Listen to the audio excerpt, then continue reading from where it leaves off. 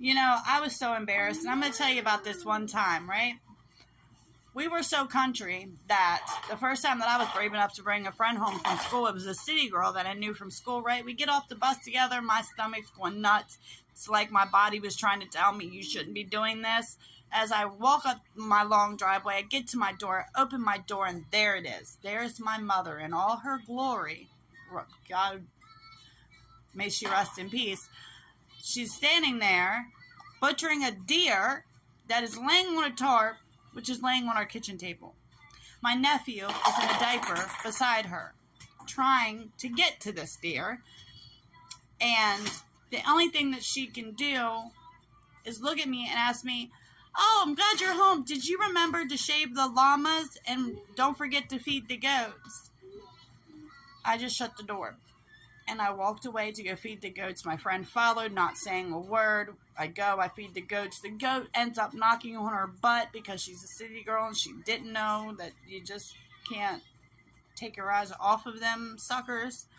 I help her up. She's covered in mud. I take her to the bathroom. She cleans herself up.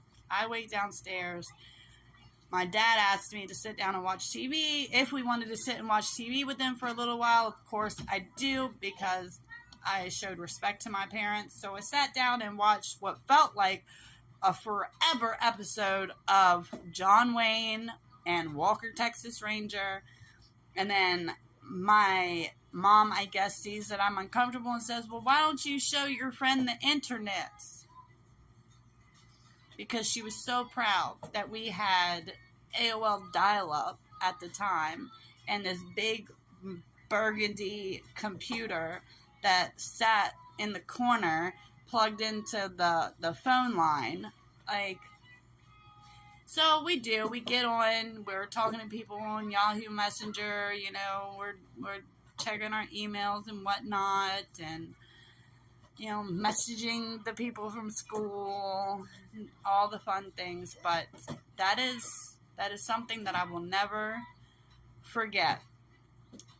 And mainly because the next day when we went to school, my friend said nothing. There was never a rumor. There was never any story told. Nothing. It was just a normal sleepover to everybody else. So this big embarrassing moment that just completely shattered my entire self-esteem, and I was so scared to go to school the next day. I remember shaking while I was getting on the bus because I was like, I know she's my friend, but I know she's gonna say something to somebody. How can you keep this to yourself? But she did.